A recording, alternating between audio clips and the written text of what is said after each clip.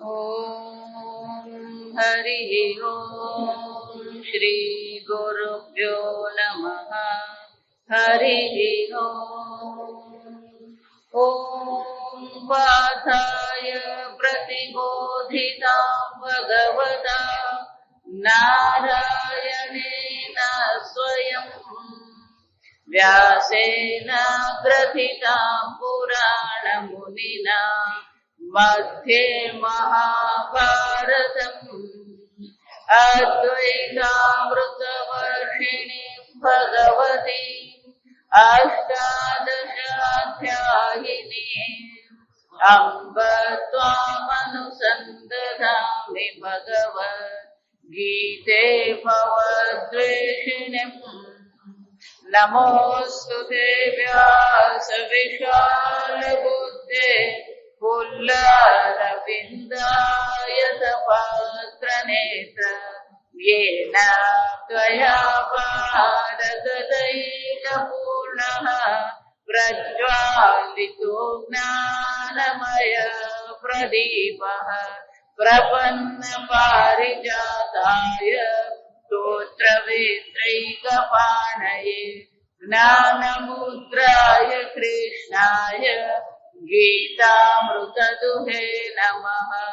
सर्वोपनिषदो गावः दुग्धा गोपालनन्दनः पार्थो वत्ससुधीर्भोक्ता दुग्धम् गीतामृतम् महद वसुदेवसुतम् देवम् कंसमर्दनम्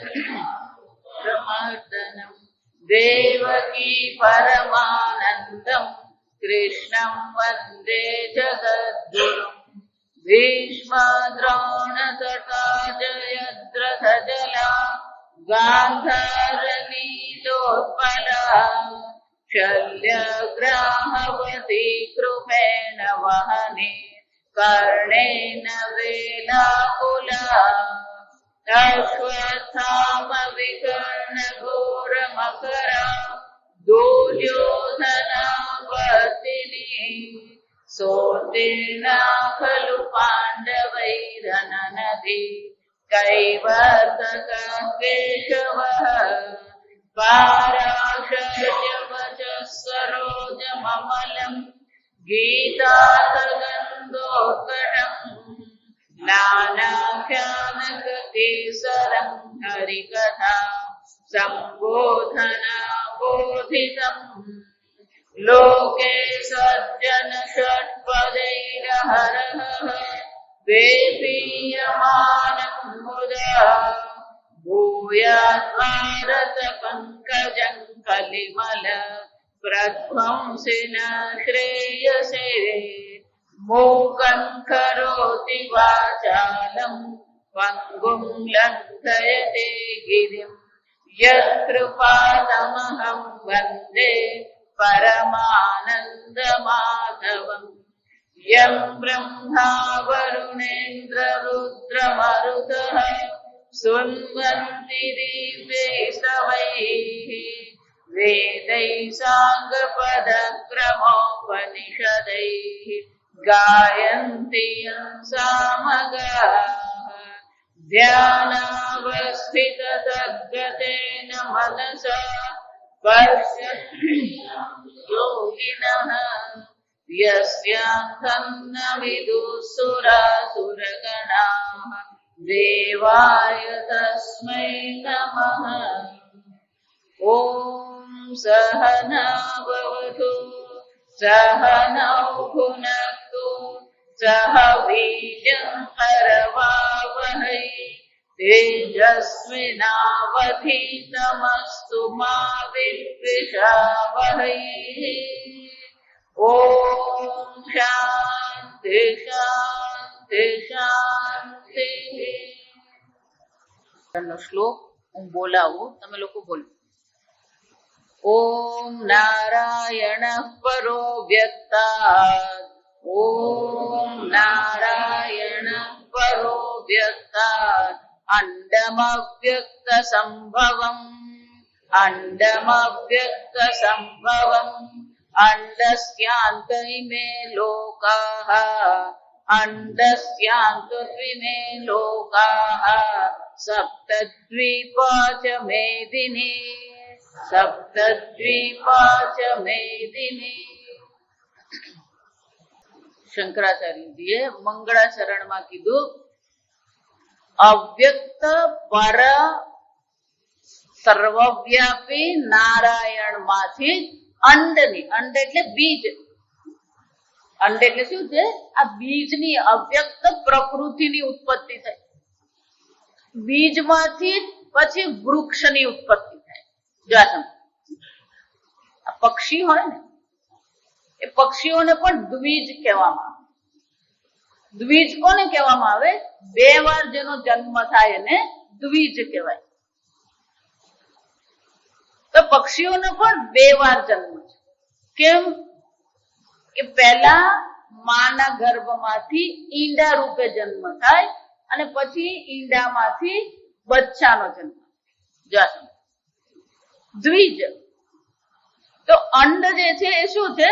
એ પણ અવ્યક્ત અવસ્થા છે. હજી આપણને ખબર નથી અંદર બચ્ચું કેવું છે. જન્મ. એ જ રીતે આ પરમાત્મામાંથી અંડની ઉત્પત્તિ એટલે કે બીજની ઉત્પત્તિ થઈ, અવ્યક્ત અવસ્થાની ઉત્પત્તિ થઈ. કોઈ પણ સૃષ્ટિ હોય આ પ્રકારે જ હોય. ધારો કે મારે ઘર બનાવવું છે, તો ઘર બનાવવા માટે પહેલા શું કરવું પડે? પ્લાનિંગ કરવું પડે. જો વિચાર, કેટલી જમીન છે, એમાંથી કેટલા જમીનમાં બાંધકામ કરવું છે, કેટલા બેડરૂમ બનાવવા છે, લિવિંગ રૂમ કેટલો, બાથરૂમ કેટલા, વરંડો કેટલો. જો વિચાર, તો પહેલા એ ક્યાં હોય?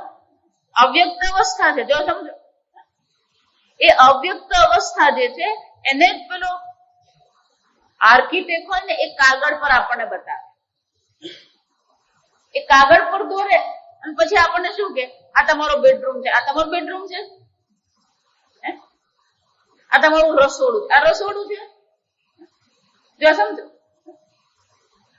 આમ ઈચ્છા થયા પછી, નિશ્ચય કર્યા પછી આયોજન જે કરવામાં આવે ને એને અવ્યક્ત અવસ્થા, અંડ અવસ્થા કહેવાય. એટલે શું કે છે? અંડમ અવ્યક્ત સંભવમ. સંભવમ એટલે ઉત્પન્ન થયું. આ અવ્યક્ત બીજની પહેલા ઉત્પત્તિ થઈ. પછી એ બીજમાંથી શું થયું? અંડસ્યાંત. એ અંડની અંદર કોણ છે? ઈમે લોકાઃ. અંત એટલે અંદર. જેમ પેલું બીજ હોય એમાં સંપૂર્ણ વૃક્ષ છે, બીજમાં સંપૂર્ણ વૃક્ષ હોય જ છે. એ જ રીતે આ અંડમાં પણ શું છે? ઈમે લોકાઃ. આ બધા લોક એમાં છે. પછી એમાંથી શું થયું? અંડમાંથી આ સર્વલોકની ઉત્પત્તિ થઈ. ગઈકાલે જોયું એમ કે સર્વલોકમાં આપણી પૃથ્વી પણ ખરી છે. આ પૃથ્વીની ઉત્પત્તિ મેદિની. મેદિની એટલે પૃથ્વી. અને પૃથ્વી કેવી છે? સપ્તદ્વીપા છે. 7 દ્વીપો વાળી આ પૃથ્વીની ઉત્પત્તિ થઈ. લોકાહ એવું કહીએ ને, એને બે અર્થ થાય. લોકાહ ના બે અર્થ. લોક્યતે ઇતિ લોકાહ, જેને જોવામાં આવે, અનુભવ કરવામાં આવે. આજે આપણને એમ લાગે અંગ્રેજી ભાષા બહુ સરસ. આ લોક શબ્દ ક્યાંથી આવ્યો? તો કે મૂળ ધાતુ લુક છે. લુક પરથી લોક. અંગ્રેજીમાં પણ શું કહેવામાં આવે? I look into the book. જોવું.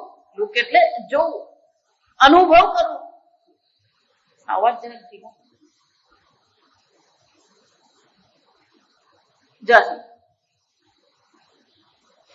તો આ સંપૂર્ણ લોક્ય એટલે કે જેનો અનુભવ કરીએ છીએ એ લોકની પણ ઉત્પત્તિ કરી. એટલું જ નહીં, પ્રજાને પણ શું કહેવામાં આવે? લોકો કહેવામાં આવે. તો અનુભવ કરવા માટેની જે વિષયોની ઉત્પત્તિ કરવામાં આવી, પણ અનુભવ કરનાર પણ હોવો જોઈએ કે નહીં? એટલે લોક એમ જયારે કહેવામાં આવે તો એમાં શું આવી જાય?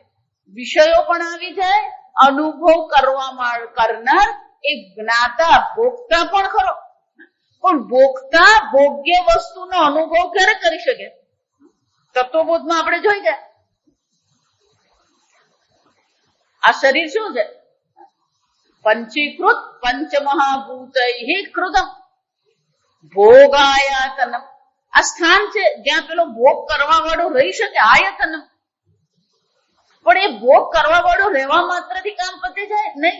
અપંચીકૃત પંચમહાભૂતૈઃ કૃતમ ભોગ સાધનમ. આ ભોગના સાધન પણ જોઈએ. એટલે વારંવાર તમે અને આ જગતની વચ્ચે કોણ છે? આ ભોગના સાધનો છે, તમારું મન છે, તમારી ઇન્દ્રિય છે, તમારી બુદ્ધિ છે. તો એનો અર્થ શું થયો? લોકમાં 3 વસ્તુ આવી જાય સમજમાં. ભોગ્ય વિષય છે, ભોગતા જે છે, અને ભોગ સાધન છે. જો વિચાર, ભોગતા એટલે મન બુદ્ધિ છે, તો પછી આપણે મેળવીએ. આ પુષ્પ માટે નથી. આ પુષ્પ કોના માટે છે? ભોગતા માટે છે. સમજો. એટલે જયારે એવું કહેવામાં આવે આ સર્વ લોકોની ઉત્પત્તિ થઈ, એનો અર્થ શું થયો? લોકની પણ ઉત્પત્તિ થઈ, આ બધા યોનિઓ શરીરોની પણ ઉત્પત્તિ થઈ, અનેક લોક એટલે કે સ્વર્ગલોક, ભૂલોક, ભુવલોક બધાની ઉત્પત્તિ થઈ. એ સર્વમાં રહેનારી યોનિઓની પણ ઉત્પત્તિ થઈ. એમાં રહેનારો પેલો જીવ જે છે એ ભોગતા પણ ત્યાં રહે છે. એટલે શંકરાચાર્યજી કહે છે આ પ્રકારથી સંપૂર્ણ વિશ્વની ઉત્પત્તિ કરવામાં આવી. પણ સર્વ લોક એમ કીધું એટલે મનુષ્ય લોક આવી ગયું. મનુષ્ય લોકમાં મનુષ્ય શરીર પણ આવી ગયું. તો મનુષ્ય શરીરની ઉત્પત્તિ કર્યા પછી શંકરાચાર્યજી હવે બહુ સુંદર ચર્ચા કરે. જો સમજ, સહ ભગવાન સૃષ્ટ્વા ઇદમ જગત, એ પરમાત્માએ આ જગતની ઉત્પત્તિ કરીને તસ્ય ચ સ્થિતિમ ચિકીર્ષુઃ, આ જગતની સ્થિતિ કરવી પડે. કોઈ પણ વસ્તુની રચના કર્યા પછી એને શું કરવું પડે? મેન્ટેનન્સ કહેવાય એને. કોઈ પણ વસ્તુની રચના કરીએ પછી એને સાચવવા માટે આપણે પ્રયત્ન કરવો પડે. અને પ્રયત્ન કરવા માટે ભગવાન નારાયણ પણ શું કર્યું? ચિકીર્ષુઃ, એની રચના, એની સ્થિતિ કરવાની ઈચ્છા. જેમ જિજ્ઞાસુ એમ કહીએ, તો જિજ્ઞાસુ નો અર્થ શું થાય? જ્ઞાતુમ ઈચ્છુઃ. એ જ રીતે કર્મ કરવાની ઈચ્છા છે એને શું કહેવાય? ચિકીર્ષુઃ. એટલે શું કહે છે? ચિકીર્ષુઃ, આ જગતની સ્થિતિ કરવાની ઈચ્છાથી. તો કે પહેલી કોણે રચના કરી? ભગવાને. મરીચ્યાદીન અગ્રે સૃષ્ટવા પ્રજાપિતા પતિન. ભગવાને શું કર્યું? મરીચ્યાદી પ્રજાપતિઓની ઉત્પત્તિ કરી. સમજો, મનુ છે, વિવસ્વાન છે, આ બધા પ્રજાપતિઓ. આ બધા પ્રજાપતિઓની ઉત્પત્તિ કરી. અને આ બધી પ્રજાપતિઓની ઉત્પત્તિ શાના માટે કરી? એટલે શંકરાચાર્યજી કહે છે પ્રવૃત્તિ લક્ષણમ ધર્મ ગ્રાહયામાસ. અને ભગવાને આ બધા જે મરીચી આદિ પ્રજાપતિ હતા એમને શું કરવામાં આવ્યું? કે પ્રવૃત્તિ લક્ષણ જે ધર્મ છે એમને ગ્રહણ કરાવ્યો. ગ્રાહયામાસ એટલે શું કર્યું? એમની પાસે ગ્રહણ કરાવ્યો, એમને ઉપદેશ કર્યો. કેમ? તો કે આ પ્રજાપતિમાંથી પછી શું થઈ? પ્રજાની ઉત્પત્તિ થઈ. આમ ભગવાને આ પ્રજાપતિઓને ઉત્પત્તિ કરી. પ્રજાપતિઓમાંથી આ બ્રહ્માજી જે છે, અવ્યક્ત અંડ એટલે બ્રહ્માજી કહેવાય. એ બ્રહ્માજીએ જ પછી પ્રજાપતિની ઉત્પત્તિ કરી. પ્રજાપતિઓને જ પછી વંશવેલો. જો આ ભાગવતમાં એ જ ચર્ચા છે, આ સમજો. ભાગવતમાં કે તમે કોઈ પણ પુરાણ જુઓ ને એટલે એમાં વંશવેલાની ચર્ચા હોય, સર્ગની ચર્ચા હોય. તો કે આ બધા પ્રજાપતિઓ પછી શું કર્યું? આ પ્રવૃત્તિ લક્ષણ ધર્મ ગ્રહસ્થ આશ્રમ અપનાવીને પછી આ પ્રજાની ઉત્પત્તિ થઈ. અને આ પ્રકારથી આ મરીચી આદિ પ્રજાપતિઓ દ્વારા ભગવાને આ સંપૂર્ણ સૃષ્ટિની સ્થિતિ માટેનો પ્રયત્ન કર્યો. તો કે ફક્ત પ્રવૃત્તિ લક્ષણ ધર્મ જ છે આ જગતમાં. અને પ્રવૃત્તિ લક્ષણ ધર્મ જે છે એ ભગવાને કેવી રીતે ઉપદેશ કર્યો? વેદોક્તમ. વેદ એ પરમાત્માની વાણી છે. વેદમાં બે પ્રકારના ધર્મ છે. એક પ્રવૃત્તિ લક્ષણ ધર્મ તો છે જ. વેદોક્ત વેદમાં પ્રવૃત્તિ લક્ષણ ધર્મની ચર્ચા કરવામાં આવી. તતઃ અન્યાંચ સનક સનંદનાદીન ઉત્પાદ્ય નિવૃત્તિ લક્ષણમ ધર્મ જ્ઞાન વૈરાગ્ય લક્ષણમ ગ્રાહયામાસ. શંકરાચાર્યજી કહે છે એક પ્રવૃત્તિ લક્ષણ ધર્મ જે છે એ પ્રજાપતિઓને એમણે ગ્રહણ કરાવ્યો, એમને ઉપદેશ કર્યો. શાના માટે? આ જગતની સ્થિતિ માટે. બીજો પણ વેદોક્ત ધર્મ છે જેને નિવૃત્તિ લક્ષણ ધર્મ કહેવામાં આવે. તો કે નિવૃત્તિ લક્ષણ જે ધર્મ જે છે એ કોને એમણે ઉત્પન્ન કર્યા? ઉત્પાદ્ય સનક સનંદન સુજાત. જા વિચાર. 4 બાળક, બટુક છે, 5 વર્ષના છે. એટલું જ નહીં, ભગવાનની માનસ સૃષ્ટિ પણ ખરી. નારદજી છે, આ બધા કોણ છે? ભગવાનના માનસ પુત્ર છે. જો વિચાર.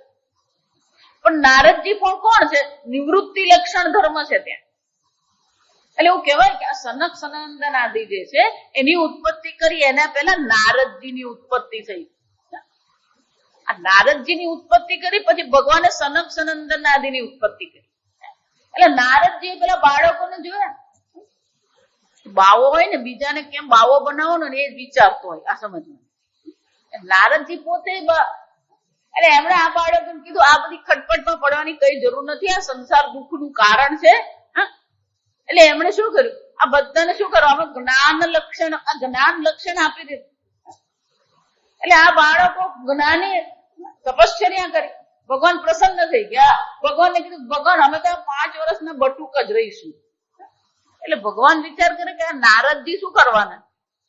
આ બ્રહ્માજીએ વિચાર્યું કે આ નારદજી જો અહીંયા રહેશે તો હું જેને પણ ઉત્પન્ન કરીશ એ બધાને આ શું બનાવી દેવાનું? નિવૃત્તિ લક્ષણનો જ ઉપદેશ કર. અને આ નિવૃત્તિ લક્ષણનો જો ઉપદેશ કરશે તો આ મારી પ્રજા ઉત્પન્ન કેમ થશે? આ પ્રજાની ઉત્પત્તિ નહીં થશે, આ ગ્રહસ્થ ધર્મ નહીં રહેશે, તો આ જગતની રચના જે કરી છે એની સ્થિતિ કેવી રીતે થાય? જો સમજો. નિવૃત્તિ લક્ષણ ધર્મ છે, પણ આ જગતની જે સ્થિતિ છે એ જગતની સ્થિતિ કરનાર કોણ છે? આ પ્રવૃત્તિ લક્ષણ ધર્મ છે. આ સમજો. નિવૃત્તિ લક્ષણથી જગતની સ્થિતિ નહીં થઈ શકે. નિવૃત્તિ લક્ષણ ધર્મ તો મનુષ્ય જન્મના પ્રયોજનને સિદ્ધ કરવા માટે, પણ જગતની સ્થિતિ માટે તો શાની જરૂર છે? પ્રવૃત્તિ લક્ષણની જરૂર છે. એટલે બ્રહ્માજી વિચારે કે આ બધા જો બાવા બની ગયા તો પછી આ જગતની સ્થિતિ થશે કેમ? જો વિચાર.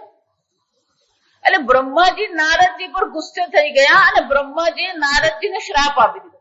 કોઈ પણ કાળમાં, કોઈ પણ દેશમાં ગોદોહનથી વધારે તમે ટકી શકો જ નહીં. કેમ? જ્ઞાનનો ઉપદેશ કરો ને તો બેસાડવો પડે, ઉપદેશ કરવો પડે, મનન કરાવવું પડે, ચિંતન કરાવવું પડે, નિધિધ્યાસન કરાવવું પડે. ગોદોહન કાળ જેટલું જ નારદજી રહેતા. એટલે નારદજી આખો વખત શું કરતા રહે છે? એ ક્યાંય ઠરે તે ફરતા જ રહે.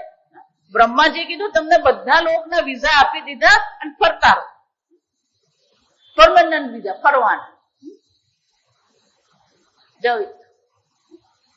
એટલે શંકરાચાર્યજી કહે છે આમ નારદજી આ આદિ કે ને એટલે પછી બાકીનું બધું આવી જાય.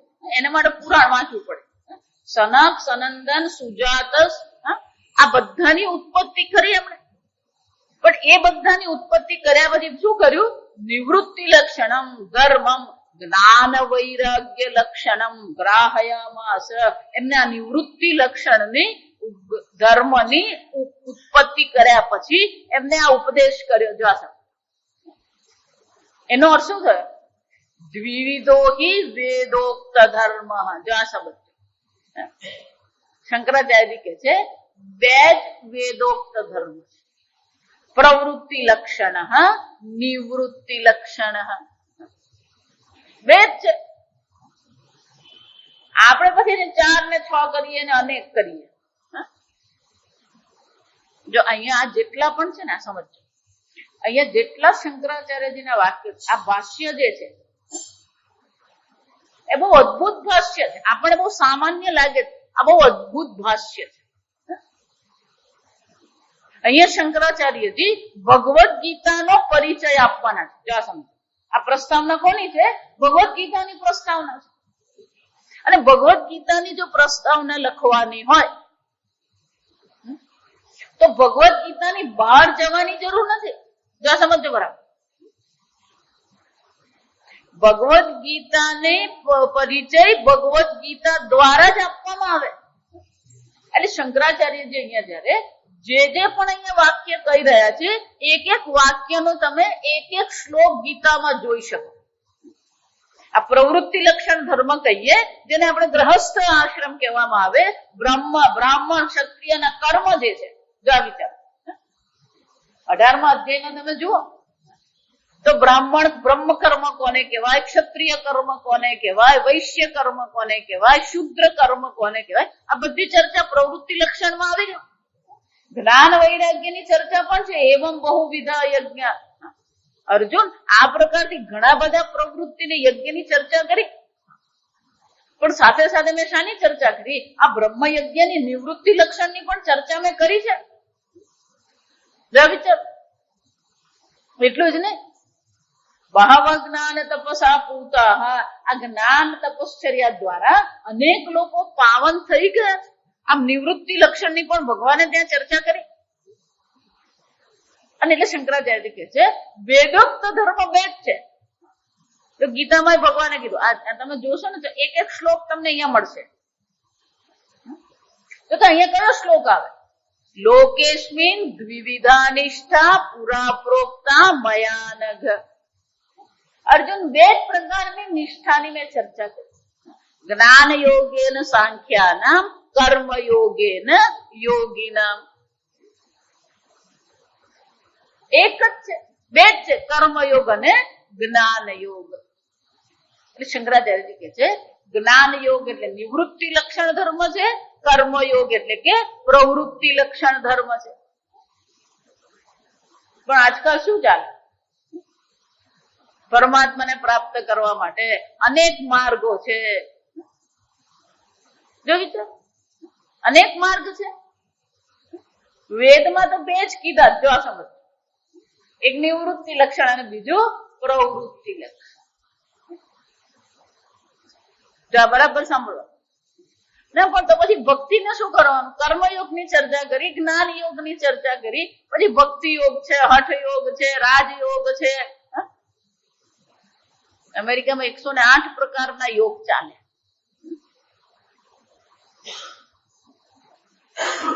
108 છે. ભગવાન તો કહે છે કે 2 જ છે. મેં 2ની જ રચના કરી. સૃષ્ટિના પ્રારંભમાં આ લોકમાં 2 પ્રકારની નિષ્ઠાનો મેં ઉપદેશ કર્યો છે. જો સમજ, તમે ભક્તિ કહો તો ભક્તિ કોને કહેવાય? ભજન કરીએ, પૂજા કરીએ, પાઠ કરીએ, જપ કરીએ, જાત્રા કરીએ, દર્શન કરીએ ભગવાનના. તો એ બધા પણ કર્મ છે કે નથી? એ પણ કર્મ જ છે. ધારો કે યોગ તમે કહો તો યોગાસન કરીએ, પ્રાણાયામ કરીએ, તો એ બધું પણ શું છે? કર્મ જ છે. જો સમજો, એટલે ભક્તિ કહીએ, યોગ કહીએ, કર્મ યોગ કહીએ, બધું શું છે? એક જ છે. એ બધા ક્યાં આવે? આ કર્મયોગની અંતર્ગત બધું જ આવી જાય. કે બધા ક્યાં છે? કર્મના ક્ષેત્રમાં છે. એટલે કર્મયોગમાં પછી આ તમે બધા અનેક ઉપાયો છે. આગળ આપણે જેમ ચર્ચા કરશું એમ આવશે. અને આ કર્મયોગ શાના માટે છે? આગળ શંકરાચાર્યજી સ્વયં કહેવાના જ છે કે આ કર્મયોગ દ્વારા અંતઃકરણ શુદ્ધિ કરવાની છે. અને જ્યારે અંતઃકરણ શુદ્ધિ થશે તો પછી આ બ્રહ્મ જ્ઞાન થઈ શકે. યદા તે મોહ કલિલમ બુદ્ધિર વ્યતિતરિષ્યતિ. આ તારી બુદ્ધિમાં જે મોહ રૂપી કાલુષ્ય અશુદ્ધિ છે, આસક્તિ રૂપે જે છે, અહંકાર રૂપે જે અશુદ્ધિ પડી છે, એ બધી અશુદ્ધિની નિવૃત્તિ કેવી રીતે થશે? કર્મયોગ દ્વારા. અને એ કર્મયોગમાં પછી બધું જ આવી જાય. એમાં પ્રાણાયામ પણ આવે, યોગ પણ આવે, ભક્તિ પણ આવે, ઈશ્વરાર્પણ બુદ્ધિ પણ આવે, પ્રસાદ બુદ્ધિ પણ આવે, આ બધું જ આવી જાય. પણ આ બધું છેવટે કઈ કેટેગરીમાં, કયા વિભાગમાં પડે? પ્રવૃત્તિ લક્ષણમાં આવી જાય. જો સમજો, એટલે આપણે કોઈને નકારતા નથી, આપણે એમ નથી કહેતા કે આ બધું નથી, છે, પણ એ કયા વિભાગમાં આવે? પ્રવૃત્તિ લક્ષણ. ભક્તિ પણ જરૂરી જ છે, પ્રાણાયામ પણ જરૂરી જ છે. જો સમજો, આપણે પ્રાણાયામ ને ઉડાવી દેતા નથી. પૂજા કરીએ ને એમાં પ્રાણાયામ કરવાનો જ હોય છે. અને એટલે શંકરાચાર્યજી કહે છે વેદોક્ત ધર્મ તો બે જ છે, એક પ્રવૃત્તિ લક્ષણ અને બીજો નિવૃત્તિ લક્ષણ. અને ગીતામાં પણ ભગવાને સ્પષ્ટ કીધું લોકેસ્મિન વિવિધા નિષ્ઠા પુરા પ્રોક્તા મયાનગ, બે જ છે અર્જુન. એટલે શંકરાચાર્યજી કહે છે દ્વિવિધો હિ વેદોક્ત ધર્મ પ્રવૃત્તિ લક્ષણ નિવૃત્તિ લક્ષણ છે. તો કે પ્રવૃત્તિ લક્ષણ જે ધર્મ છે કેવો છે? જગત સ્થિતિ કારણમ પ્રાણીનામ સાક્ષાત અભ્યુદય નિશ્રેયસ હેતુ યહ સહ ધર્મ. કે આ ધર્મ જે છે, પછી એ પ્રવૃત્તિ લક્ષણ હોય કે નિવૃત્તિ લક્ષણ ધર્મ હોય, એ ધર્મ શાના માટે છે? જગત સ્થિતિ કારણમ પ્રાણીનામ સાક્ષાત અભ્યુદય નિશ્રેયસ હેતુ. એ કોનું કારણ છે? પ્રાણીઓના અભ્યુદય એટલે કે ધર્મ અર્થ કામ. જો સમજો, અભ્યુદયમાં શું આવે? ધર્મ અર્થ ને કામ આવે. શ્રેયમાં શું આવે? મોક્ષ આવે. ચતુર્થ પુરુષાર્થ આપણે જેને કહીએ. જો બરાબર સાંભળો, હવે શંકરાચાર્યજી બહુ સુંદર ચર્ચા કે મનુષ્યની રચના કરી, મનુષ્યની રચના કર્યા પછી વેદની રચના કરી, અને વેદ દ્વારા ભગવાને પ્રવૃત્તિ લક્ષણ અને નિવૃત્તિ લક્ષણની ઉપદેશ કર્યો. તો કે આ બધી વસ્તુ શાના માટે છે? કે જગતની સ્થિતિ માટે છે. પણ કે આનાથી મનુષ્ય જન્મના લક્ષ્યની સિદ્ધિ થશે? રાત્રે નિદ્રા, દિવસે કામ, ક્યારે કરીશું પછી શું? શ્રી ગોપાલ. કે મનુષ્ય જન્મ શાના માટે છે? જન્મ થયો, ભણ્યા, છોકરા પેદા કર્યા, બસ પતી ગયું, મનુષ્ય જન્મ સિદ્ધ થઈ ગયો. તો પ્રવૃત્તિ લક્ષણ જે ધર્મ છે અને નિવૃત્તિ લક્ષણ જે ધર્મ છે એ સામાન્ય ધર્મ કહેવાય. એને શું કહેવામાં આવે? સામાન્ય ધર્મ. પણ એની સાથે સાથે શંકરાચાર્યજી કહે છે ભગવાને વિશેષ ધર્મની પણ શું કરી? રચના. આપણે આગળ અનેક વાર જોઈ ગયા. અહિંસા કહીએ, સત્ય કહીએ, આ બધી વસ્તુ શું કહેવાય? સામાન્ય ધર્મ કહેવાય. એને મૂલ્યો કહેવામાં આવે. પણ સામાન્ય ધર્મથી તો શું થશે? હું માનવ થાવ તોય ઘણું. આ સામાન્ય ધર્મ મનુષ્યને મનુષ્ય બનાવવા માટે છે. પણ મનુષ્ય ફક્ત મનુષ્ય બનીને જ રહેવાનું છે, એ જ એના જન્મની સિદ્ધિ છે? નહીં. મનુષ્ય જન્મ માત્ર મનુષ્ય બનવા માટે નથી. મનુષ્ય બન્યા પછી પણ શું છે? આગળ આપણી પાસે લક્ષ્ય છે, જેને મોક્ષ કહેવામાં આવે. નિશ્રેયસ અભ્યુદય અને નિશ્રેયસ હેતુ છે. હેતુ એટલે કારણ. તો નિશ્રેયસની જો પ્રાપ્તિ કરવી હોય, મોક્ષ પ્રાપ્તિ કરવી હોય, સંસાર બંધનમાંથી છૂટવું હોય, જન્મ મરણના ચક્કરમાંથી છૂટવું હોય, તો પછી શું કરવું પડે? આ સામાન્ય ધર્મ કામ નહીં લાગે. સામાન્ય ધર્મ તો આપણું જીવન બનાવે છે. એટલે શંકરાચાર્ય કહે છે બ્રાહ્મણ્ય દેહી વર્ણભિઃ આશ્રમભિઃ ચ શ્રેયોર્થિભિઃ અનુષ્ઠીયમાન. પ્રવૃત્તિ લક્ષણ ધર્મ, નિવૃત્તિ લક્ષણ ધર્મ તો જગતની સ્થિતિ માટે છે. મનુષ્યને મનુષ્ય જીવન કેવી રીતે જીવવું જોઈએ એની રૂપરેખા આપે છે, માર્ગદર્શન આપે છે. પણ મનુષ્ય જીવનનો લક્ષ્ય તો શ્રેય છે, મોક્ષ છે. તો શ્રેયોર્થિભિઃ, જો સમજા શંકરાચાર્યજીને એક એક શબ્દ પકડવા. શ્રેયોર્થિભિઃ એનો શું થયો? જેને શ્રેયની ઈચ્છા છે, મોક્ષ પ્રાપ્તિ જેને કરવી છે, ફરી એને જન્મ મરણના ચક્કરમાં પડવું નથી, તો એને માટે શંકરાચાર્યજી કે છે બ્રાહ્મણાદિ ધર્મૈ, આ બ્રાહ્મણાદિ ધર્મ દ્વારા વર્ણભિ આશ્રમીભિ છે. એનો અર્થ શું થાય? ભગવાને સામાન્ય ધર્મની ઉત્પત્તિ તો કરી જ, સાથે સાથે શું કર્યું? વર્ણાશ્રમ ધર્મની પણ ઉત્પત્તિ કરી. ગીતામાં ભગવાન શું કહ્યું? ચાતુર્વર્ણ્યમ મયા સૃષ્ટમ ગુણકર્મ વિભાગશઃ.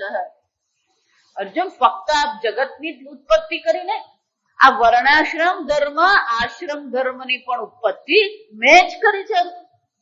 પણ એ કોને માટે છે? શ્રેયોર્થી, જે શ્રેયની ઈચ્છા કરે છે, મોક્ષની ઈચ્છા કરે છે, એને માટે મેં આ વર્ણાશ્રમ ધર્મની પણ ઉત્પત્તિ કરી. જો એનો અર્થ શું થાય? જો વિચાર, અત્યારે જે પરિસ્થિતિ જે છે, અત્યારની પરિસ્થિતિમાં માત્ર અર્થ અને કામ જ મહત્વના છે. મારી પાસે કેટલી સંપત્તિ છે અને હું કેટલો ભોગ કરી શકું છું. જો વિચાર, તો જ્યારે અર્થ અને કામ આપણા જીવનનું લક્ષ્ય હોય તો પછી આ વર્ણાશ્રમ ધર્મ કોઈક રીતે ઉપયોગી થશે? જો વિચાર, વર્ણાશ્રમ ધર્મ આપણને ઉપયોગી થતો નથી. આપણને અત્યારે શું લાગે? આ વર્ણાશ્રમ ધર્મ બધું નકામું છે. આ બ્રાહ્મણ છે, આ ક્ષત્રિય છે, નકામું છે.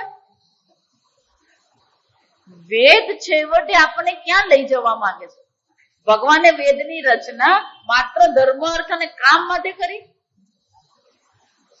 જો સમજો, જે વેદ કર્મની રચના કરનાર છે, જે વેદ કર્મનું વિધાન કરનાર છે, એ જ વેદ કર્મની પણ શું કરે છે? નિંદા કરે છે. જો સમજો, કઈ રીતે નિંદા કરે? યદ્યથા કર્મચિતઃ લોકઃ ક્ષીયતે, જેવી રીતે કર્મથી પ્રાપ્ત થયેલી વસ્તુ શું થાય છે? નાશ પામે છે. આ જગતનો આપણો અનુભવ છે કે 1 મહિનો મહેનત કરી, પગાર આવ્યો, ઘર ચલાવવાનું શરૂ કર્યું, 25 તારીખ થાય શું થાય? ક્ષીયતે, પૈસા પૂરા. 26 તારીખ થી પછી શું કહેવાનું? આવતા મહિનાના બજેટમાં. જે રીતે આપણો અનુભવ છે, કર્મથી જે સિદ્ધ કરીએ એ નાશ પામે. તથ્યથા અમૂત્ર લોકઃ પુણ્યચિતઃ ક્ષીયતે. એ જ રીતે ગમે એટલું પુણ્ય તમે પ્રાપ્ત કરો, એ બધું પુણ્ય પણ શું થવાનું છે? ક્ષીયતે, નાશ પામે છે. અહીંયા પણ ગીતામાં બીજા અધ્યાયમાં ભગવાન કહે છે જ આપણને, યામિમામ પુષ્પિતામ વાચમ પ્રવદંતિ વિપશ્ચિતઃ વેદવાદરતાઃ પાર્થ નાન્યદસ્તિ ઇતિ વાદિનઃ. આ વેદની ચર્ચા કરવા વાળા છે ઘણા બધા છે, વેદવાદરતાઃ. પણ એ બધા ચર્ચા કઈ કરે છે? જન્મ કર્મ ફલપ્રદામ ક્રિયા વિશેષ બહુલામ. બધા પ્રવૃત્તિ લક્ષણની, ક્રિયાની વિશેષતાની ચર્ચા કરે છે. આમ એમને શું કે છે? ન અન્ય દસ્તિ, આનાથી બીજું કઈ છે જ નહીં. બસ કર્મ કરો, ખાઓ પીઓ ને લેર કરો. જોઈ છે ભગવાન શું કે છે? આ બધા કોણ છે? કામાત્માન સ્વર્ગ પરાહ. આ બધા સ્વર્ગ જવા વાળા છે. એ લોકોને બસ સ્વર્ગમાં ગયા, ત્યાં ભોગવ્યું, પણ પછી શું કરવાનું? ક્ષીણે પુણ્ય મર્ત્યલોકમ વિશન. જ્યાં પુણ્ય પૂરું થયું વળી પાછો પેલો ઘર ભેગો થવાનો જ છે. આ દિવાળી આવી ને એટલે ખર્ચા કરીએ, રજા પાડીએ, ફરવા જઈએ. ક્યાં સુધી ફરવા જઈએ? કેરાલા ગયા ત્યાં રહી પડવાના? ગજુ હલકું થયું એટલે શું કરવાનું?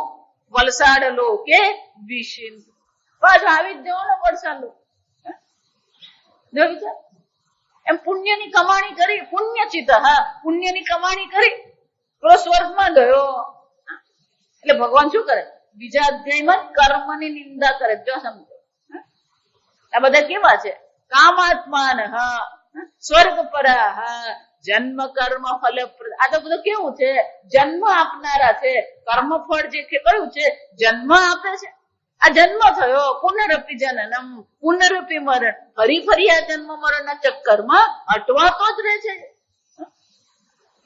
જો વિચાર એ જ રીતે શંકરાચાર્યજી કહે છે આ પ્રવૃત્તિ લક્ષણ છે, નિવૃત્તિ લક્ષણ પણ છે, પણ ભગવાન અહીંયા ઘડી વર્ણાશ્રમ ધર્મની પણ રચના કરી. કોને માટે? અનુષ્ઠીયમાન, એનું અનુષ્ઠાન કરવા યોગ્ય છે. પણ કોણ એનું અનુષ્ઠાન કરશે? શ્રેયોર્થી, જેને શ્રેયની ઈચ્છા છે એ લોકો દ્વારા, શ્રેયાર્થી દ્વારા જેનું અનુષ્ઠાન કરવાની આવશ્યકતા છે એવા વર્ણાશ્રમ ધર્મની પણ ભગવાને રચના કરી. પણ કે વર્ણાશ્રમ ધર્મની રચના તો કરી ભગવાન, અને આ મોક્ષ માટેની પ્રાપ્તિની પણ શક્યતા ભગવાને મૂકી દીધી. અને સનકાદી જે મુનિઓની રચના કરવામાં આવી એ જ્ઞાન વૈરાગ્ય લક્ષણ વાળા છે. એમણે આ વર્ણાશ્રમ ધર્મનું અનુષ્ઠાન કર્યું, વિશેષ ધર્મનું અનુષ્ઠાન દ્વારા, અને જ્ઞાન વૈરાગ્યની પ્રાપ્તિ નિવૃત્તિ લક્ષણથી એમણે કરી ખરી. પણ કે એ આમનું આમ ચાલતું રહેશે? આ જગતનો એક નિયમ છે. જા સમજો, અંગ્રેજીમાં એને એન્ટ્રોપી કહેવાય. એન્ટ્રોપી એટલે કે કોઈ પણ વ્યવસ્થા કરવામાં આવે એ વ્યવસ્થા ક્યારેક તો પડી ભાંગે. જા સમજો, કોઈ વસ્તુ આ જગતમાં કેવી છે? નિત્ય છે, કાયમી છે નહીં. નલિનભાઈ ભટ્ટ ગીતા સદન બનાવી ગયા, પેલો 1-1 રૂપિયો ભેગો કરી. એ જે ઉંમર વાળા છે ને એ લોકોને ખબર હોય. આપણે નલિનભાઈ ભટ્ટ કોણ?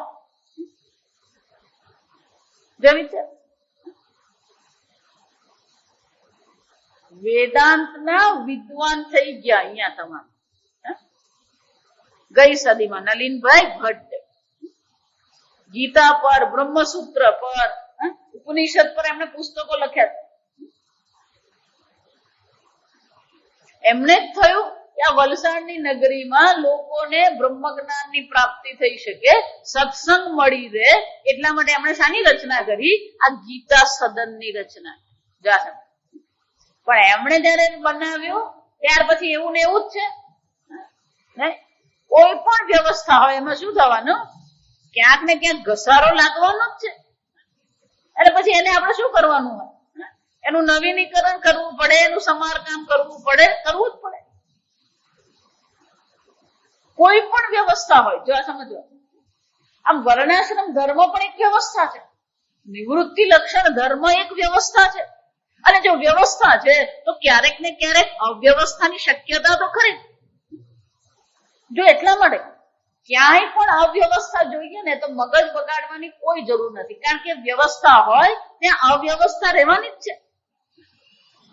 કેટલાક લોકો એમ માને, અમારે એક ભાઈ એ થયા 75-76 ના, જો આ સમજ, પણ હજી પણ પેલું વ્યવસ્થાનું એમના મગજમાં એવું ગોઠવાઈ ગયું કે પેલું પેપર પણ અહીંયાથી અહીંયા થઈ ગયું હોય ને તો પછી એવું મગજ બગાડે કે બહારની અવ્યવસ્થા જોઈને પછી અવ્યવસ્થા ક્યાં આવે? બહાર અવ્યવસ્થા જોઈએ એટલે અહીંયા અવ્યવસ્થા લાવવાની જરૂર નથી. પણ એ ક્યારે આવે? અહીંયા અવ્યવસ્થા ક્યારે નહીં આવે? જો સમજ, જ્ઞાન વૈરાગ્ય લક્ષણ, વૈરાગ્ય કેળવવો પડે. પણ આપણી આસક્તિ જે છે, આપણો અહંકાર જે છે, એ બધું શું કરાવે આપણને? જો વિચારજો, હું એટલા માટે હંમેશા કહું કે આપણી મોટામાં મોટી મૂર્ખતા એ છે કે બહાર જડ વસ્તુ છે, તમે ચેતન છો, આ જડ ચેતનને શું કરી જાય? અસર કરી જાય. તો તમે એટલા બધા કેવા નબળા છો? આ તમારી નબળાઈ છે કે પેલું જડ વસ્તુ તમને શું કરી જાય છે? અસર પાડી જાય. ચેતનની જડ પર અસર હોય કે જડની ચેતન પર અસર હોય? પણ હાલત શું છે? આ જડ જગત શું કરે છે આપણને? વિચારજો, આના જેવી બીજી મૂર્ખતા કોઈ નથી. આ સમજજો કે આ જગત તમારા પર અસર પાડી રહ્યું છે. આ જગત તમને અવ્યવસ્થિત કરે, ભલે ને અવ્યવસ્થા બહાર હોય, આપણા મગજને, આપણી વાણીને, આપણા વિચારને અવ્યવસ્થા કરવાની જરૂર નથી. જો એટલા માટે અનુકૂળતા હોય ત્યારે તો બધા જ સાધુ બનીને બેઠા, બધા ડાયા ડમરા હોય. પણ બહાર અવ્યવસ્થા હોય પ્રતિકૂળતા હોય, વિઘ્ન હોય, ત્યારે પણ તમારું મન શાંત રહી શકે છે કે આપણે પેલો સ્કૂટર વાળો જરા કામ કરીને જોય પછી પેલો અડધો કલાક શું ચાલે આપણું? અહીંયા પ્રવચન ચાલે ને વાણીથી પ્રવચન ચાલે.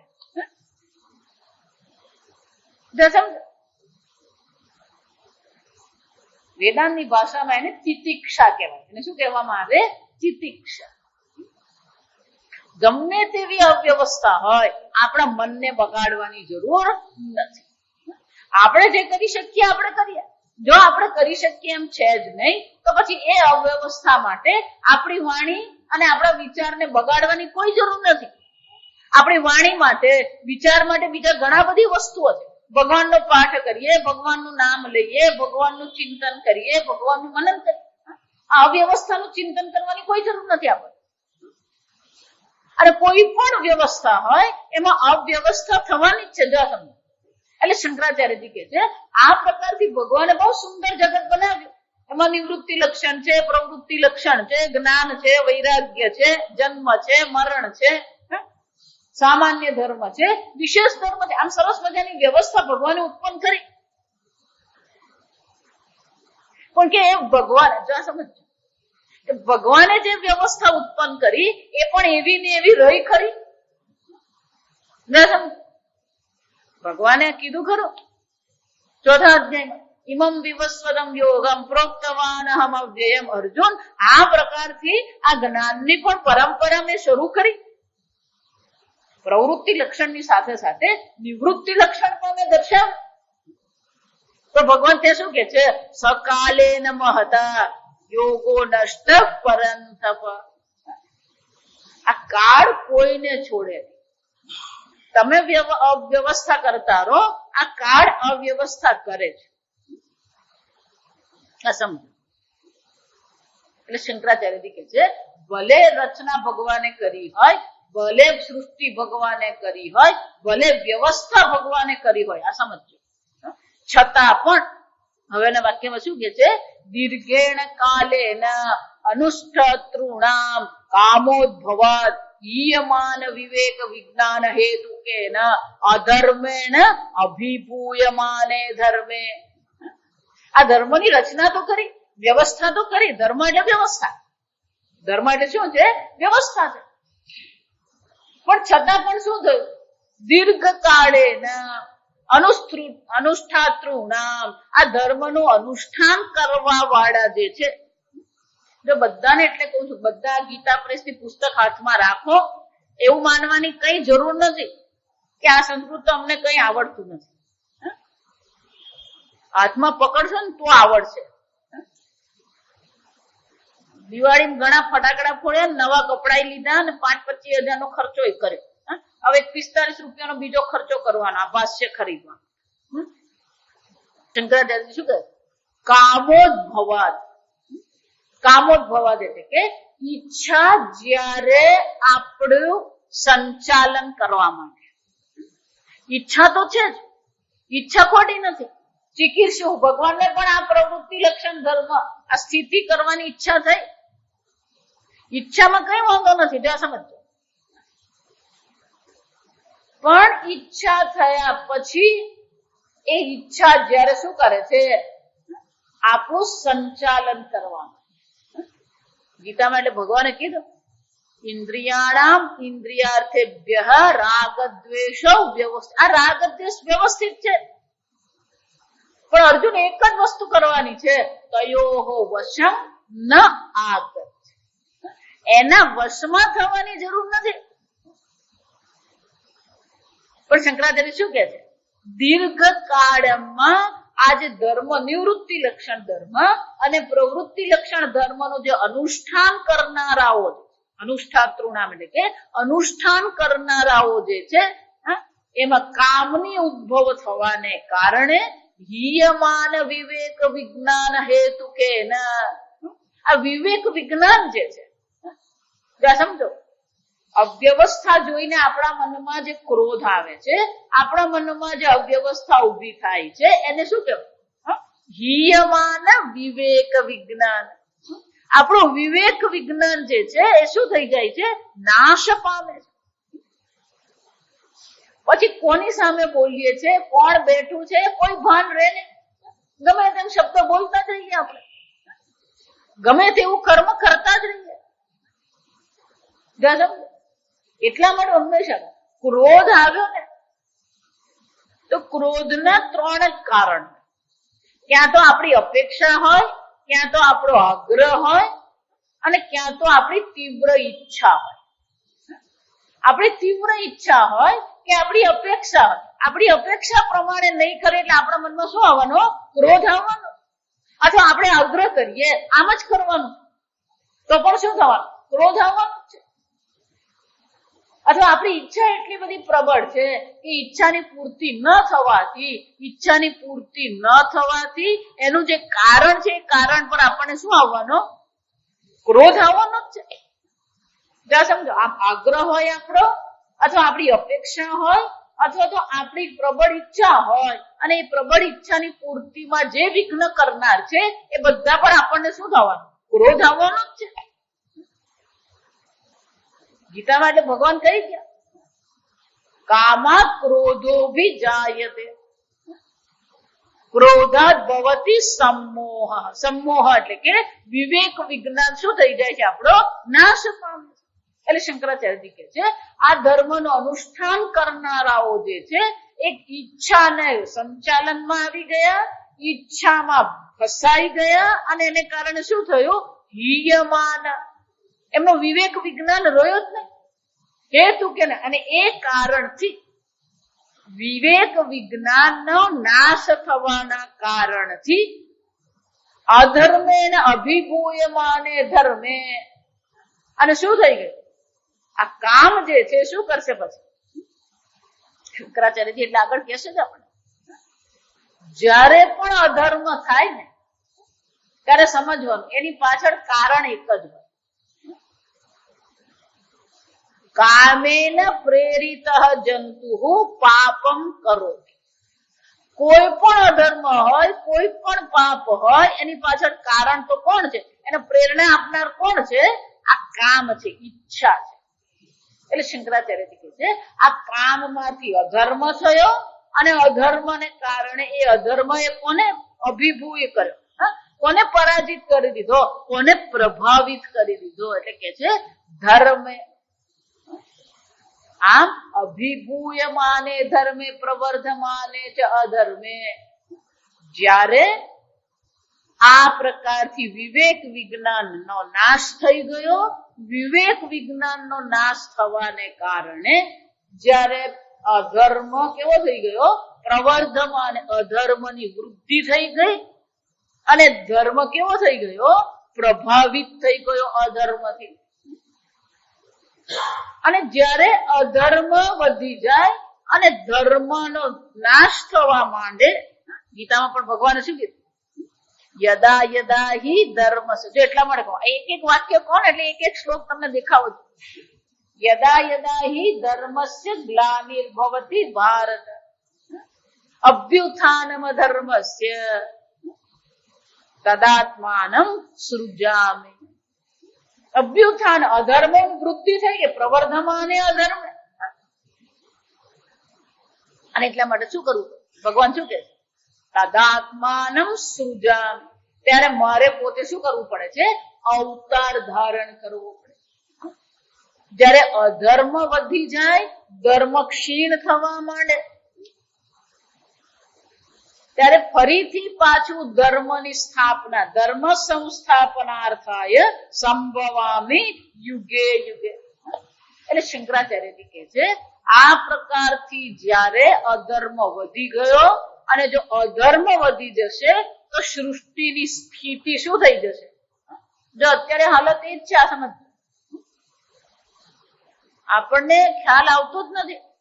જો વિચારી જો, આ નવેમ્બર નો મહિનો છે, નવેમ્બર ની 12 તારીખ થઈ ગયા છે, પણ હજી કબાટમાંથી સ્વેટર અને ધાબળા બહાર નીકળ્યા નથી. પહેલા ઓક્ટોબરમાં શું થવા માંડે? ઓક્ટોબર આવે એટલે બધા સ્વેટર બહાર આવી ગયા, શાલ ને સ્વેટર ને મફલર ને ધાબળા બધું શું થઈ જાય? બહાર જ. આજે અડધો નવેમ્બર ગયો તોય શું હાલત છે? હજી ચોમાસું ગયું જ નથી, હજી ચોમાસું જ ચાલે. જો વિચાર, ચોમાસું ગયું નથી અને ઠંડી બેઠી નથી. જો વિચાર, અને અવ્યવસ્થા કહેવાય. આ જગતમાં પૃથ્વીની દ્રષ્ટિએ શું છે? અવ્યવસ્થા થઈ ગઈ છે. અને ગઈકાલે કીધું ને કે આ અવ્યવસ્થાનું કારણ કોણ છે? ઉંદર, બિલાડી, કૂતરા નથી. આ સમજો, આ માણસ જ છે. સમજ, કે આ પ્રકારથી જયારે અધર્મ વધી જાય ત્યારે ભગવાને શું કરવું પડે? જગત સ્થિતિ પરિપાલયિષુ. ફરીથી પાછો બીજો આવે સન પ્રત્યય, જિજ્ઞાસુ કહીએ એમ, પરિપીપાલયિષુ. આ જગતની સ્થિતિનું પરિપાલન કરવાની ઈચ્છા વાળા સહ આદિ કરતા નારાયણાખ્ય વિષ્ણુ. ફરીથી આ જગતની સ્થિતિ કરવા માટે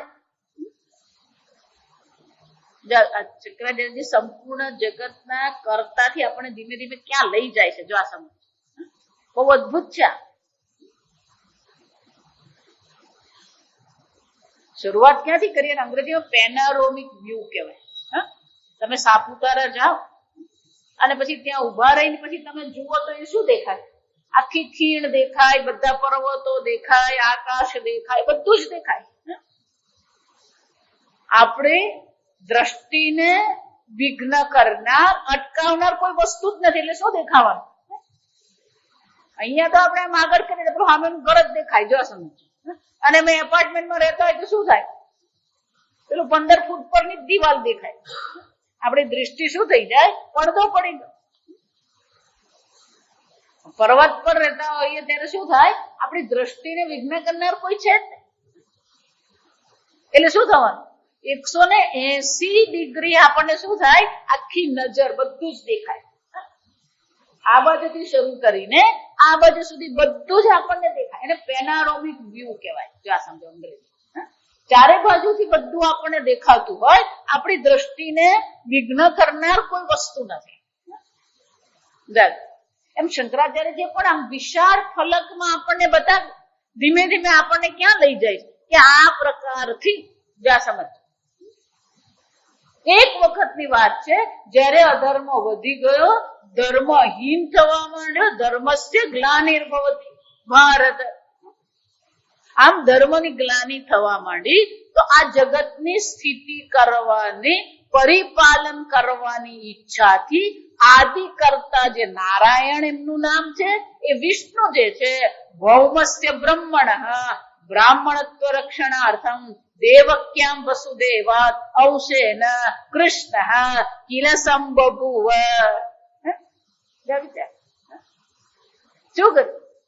એક વખત જ્યારે અધર્મ વધી ગયો અને ધર્મની હાનિ થવા માંડી ત્યારે વસુદેવ અને દેવક્યામ ગર્ભ આ ધર્મની રક્ષા કરવા માટે ભૌમસ્ય એટલે કે આ ભૂમિ પર બ્રાહ્મણત્વની રક્ષા કરવા માટે બ્રાહ્મણત્વસ્ય રક્ષણાર્થમ. જો આ સમજો, શંકરાચાર્ય બહુ સરસ કહે છે. બ્રાહ્મણોના બ્રહ્મપણાની રક્ષા કરવા માટે દેવક્યામ વસુદેવાત અંશેન, વસુદેવના અંશથી, વીર્યથી દેવકીના ગર્ભમાં ભગવાન શ્રી કૃષ્ણ સ્વરૂપે જન્મ ધારણ કર્યો. શ્રી કૃષ્ણ કિલ સંબભૂવ.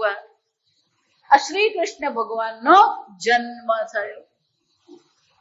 અચ્છા, તો કે આ બ્રાહ્મણના બ્રાહ્મણત્વની રક્ષાની કેમ વાત કરી?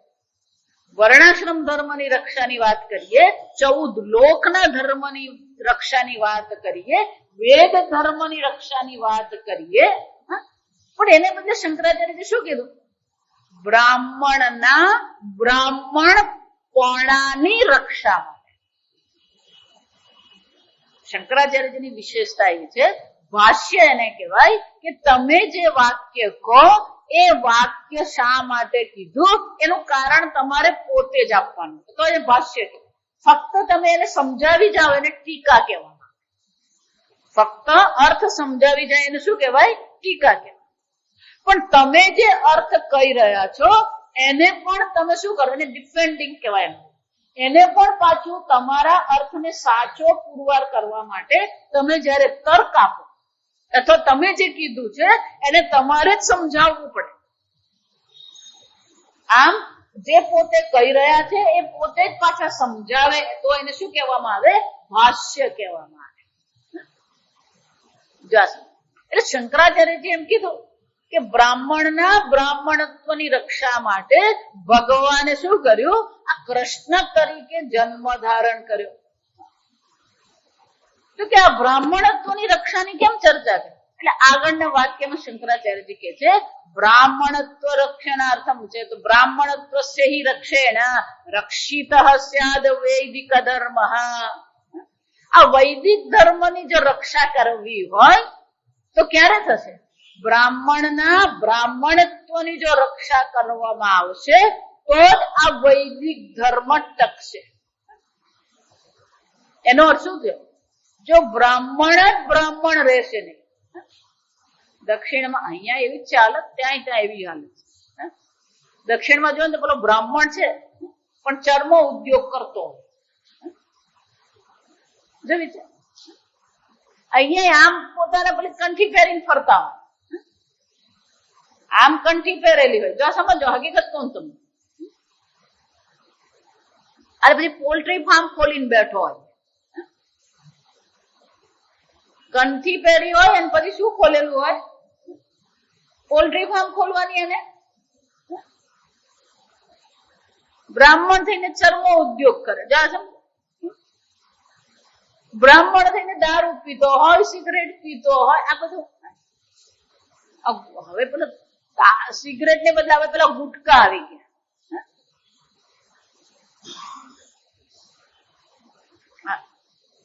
એને કથાકારો એવું જ કરતા. પેલો કથાકાર ને એક બાજુ બેઠો હોય આમ કરી આપતો, એ કથા કરતા કરતા બેઠો, પેલો બાજુનો સેવક છે ખબર નહીં, ભગવાન જાણે. એ સેવક શું કરી આપે? પેલો ચૂનો તમાકુ એને ઘસી આપે અને પછી આપે એટલે ચાલુ કથા એ પેલો શું કરે? આ બ્રાહ્મણ પણ છે. પણ એવા લોકો જ પ્રસિદ્ધ થાય. આ સમજવું, આને જ કળિયુગ કહેવાય.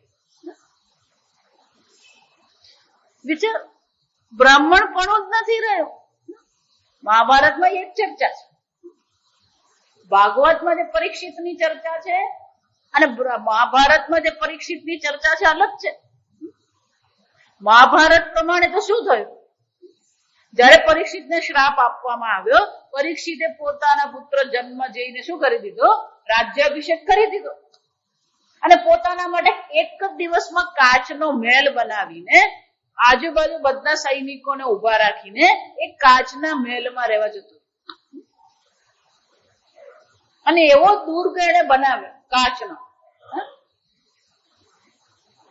કે પેલો તક્ષક નાગ એમાં દાખલ થઈ શકે એમ હતું જ નહીં. અને છતાં પણ શું થયું? તક્ષક નાગ જયારે જતો અને જન્મ જે જાહેરાત કરી, એને ખબર હતી કે આ તક્ષક નાગ કોઈ પણ પ્રકારે મારા પિતાને પહોંચવાનો તો છે જ, અને એ ડંખ મારવાનો જ છે, કારણ કે શ્રાપ છે ઋષિ પુત્રનો. એટલે જન્મ જઈને ખબર હતી કે ઋષિ પુત્રના શ્રાપને કોઈ અટકાવી શકે એમ છે જ નહીં. એટલે એને જાહેરાત કરી કે મારા પિતાજીને જયારે તક્ષક નાગનો ડંખ થશે તો એ ઝેર જે ઉતારી આપશે, જેને આ સંજીવની વિદ્યા આવડતી હોય અને જે આ ઝેર ઉતારવાનું જાણતો હોય એને માગશે એટલું હું ધન આપીશ. આ જન્મ જે જાહેરાત કરી. એટલે રાજા જાહેરાત કરે પછી જાત જાતના લોકો બધા આવી જ જવાના. વૈદની સાથે ઊંટ વૈદે ભેગા થવાના જ હોય. એટલે અનેક લોકો ત્યાં હાજર થઈ ગયા કે હું તારા પિતાજીને બતાવીશ ને હું આમ કરીશ ને હું આમ કરીશ. આ બધાને એમણે પછી શું કર્યું? રાખ્યા ત્યાં. પણ એક તપસ્વી બ્રાહ્મણ હતો, સાત્વિક તપસ્વી બ્રાહ્મણ. જો આ સમજ બરાબર, વાક્ય બરાબર સમજ. એની પાસે સંજીવની વિદ્યા. બીજા બધાની પાસે આ ઝેર ઉતારવાની વિદ્યા હતી, પણ આની પાસે શું હતું? સંજીવની વિદ્યા. પણ એ દૂર રહેતો હતો જંગલમાં, એટલે એને આ સમાચાર મોડા પહોંચે, કારણ કે ટીવી પેપર તો હતા નહીં. જો આ સમજ. પણ જ્યાં એને સમાચાર સાંભળ્યા કે પરીક્ષિતને શ્રાપ છે, તો એને બહુ દુઃખ થયું, એટલે ધર્મનું રક્ષણ કરનાર પરીક્ષિત છે. એટલે એને વિચાર્યું કે મારી સંજીવની વિદ્યાને, મને ધનની કોઈ ઈચ્છા નથી, એમ વિચાર્યું એને કે ભલે પણ આ સંજીવની વિદ્યા દ્વારા હું રાજાની રક્ષા કરું. એટલે ચાલી પડે, નીકળી પડે.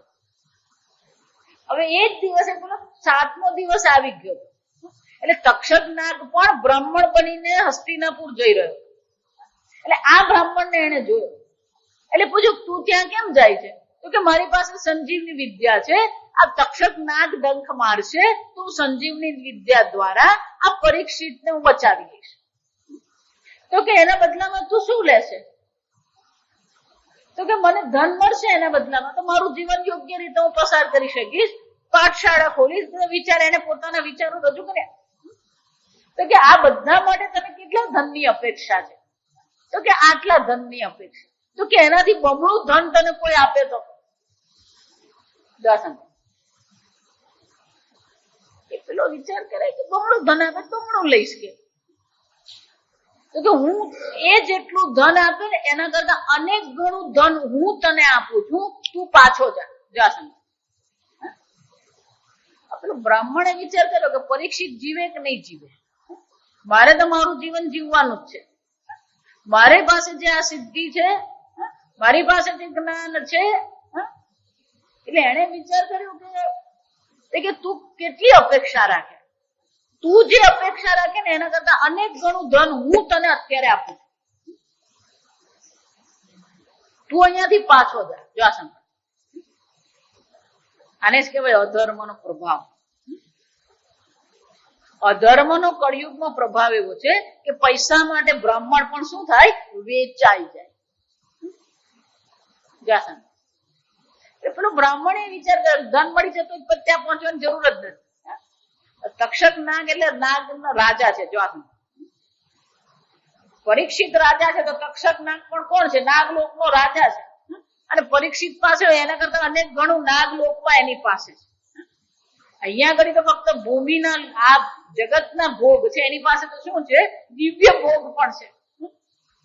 એટલે બ્રાહ્મણને એને અનેક ગણું આપી દીધું કે જા, હું તને આપું, તું જા.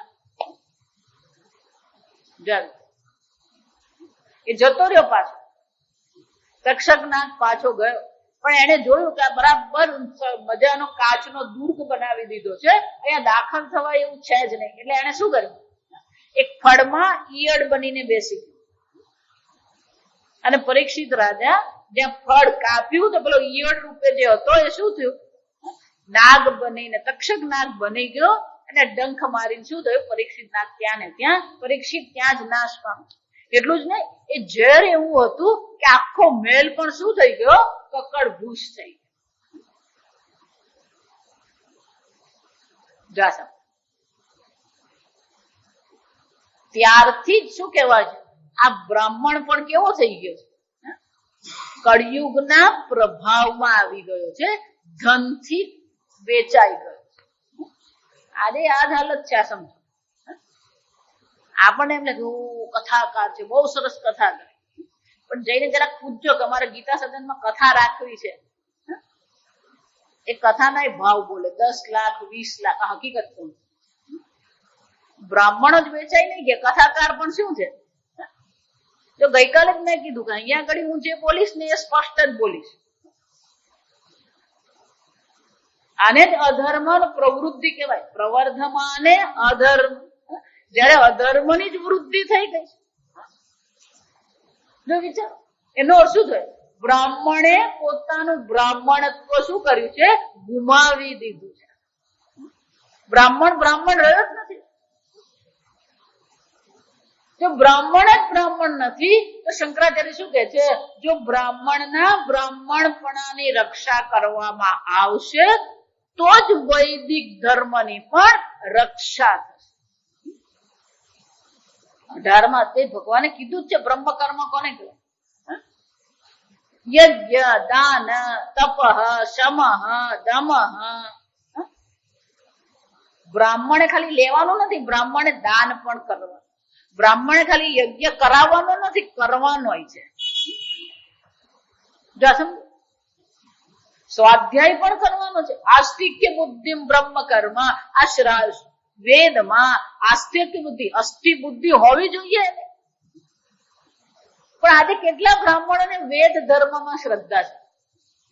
કેટલા બ્રાહ્મણો વેદ ધર્મમાં શ્રદ્ધા તો પછી આ સમજ. વેદ ધર્મ જાણે છે કેટલા?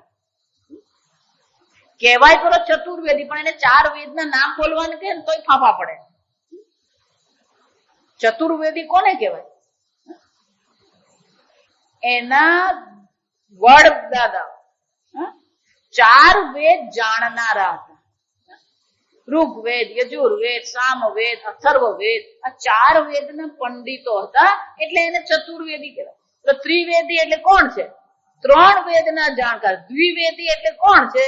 2 વેદના જાણકાર છે. જો વિચાર, શંકરાચાર્યજી આ બહુ સ્પષ્ટ શબ્દોમાં છે. શંકરાચાર્યજી કોઈની શેર શરમ રાખતા નથી. આ સમજ, વૈદિક ધર્મની જો રક્ષા કરવી હશે તો કોની ધર્મ રક્ષા કરવી પડશે? બ્રાહ્મણની નહીં, બ્રાહ્મણના બ્રાહ્મણપણાની રક્ષા. બ્રાહ્મણ તો ઘણા છે, પણ બ્રાહ્મણપણું છે ખરું એમનામાં? એટલે શંકરાચાર્ય શું કે બ્રાહ્મણત્વ રક્ષેણ રક્ષિત સ્યાદ વૈદિક ધર્મ. કેમ? તદ અધીનત્વાદ વર્ણાશ્રમ વેદાના. આ વર્ણાશ્રમ વિશેષ ધર્મ જે છે એ કોને અધીન છે? આ બ્રાહ્મણત્વને અધીન છે. અને જો બ્રાહ્મણત્વ નહીં રહેશે તો વર્ણાશ્રમ ધર્મ પણ નહીં રહેશે, વૈદિક ધર્મનો પણ શું થઈ જશે? નાશ થઈ જશે. અને એટલા માટે બ્રાહ્મણત્વની રક્ષા માટે ભગવાન નારાયણે કૃષ્ણ સ્વરૂપે અવતાર ધારણ કર્યો. આગળ આપણે કાલે ફરીથી કહું છું, શાંકર ભાષ્ય ખરીદો અને મારી સાથે વાંચો. ઓમ સ્વસ્તિ પ્રજાભ્યઃ પરિપાલયન્તામ ન્યાયેન માર્ગેણ મહિં મહિષાઃ ગોબ્રાહ્મણેભ્યઃ શુભમસ્તુ નિત્યં લોકા સમસ્તા સુખિનો ભવન્તુ કાલે વર્ષતુ પર્જન્યઃ પૃથ્વી સસ્યશાલિની દેશોऽયં ક્ષોભરહિતઃ બ્રાહ્મણા સन्तુ નિર્ભયાઃ ઓમ સર્વેષાં સ્વસ્તિર્ભવતુ સર્વેષાં શાંતિર્ભવતુ સર્વેષાં પૂર્ણં ભવતુ સર્વેષાં મંગલં ભવતુ સર્વે ભવन्तુ સુખિનઃ સર્વે સन्तુ નિરામયાઃ સર્વે ભદ્રાણિ પશ્યन्तુ મા કશ્ચિत् દુઃખભાગ્ ભવેत्.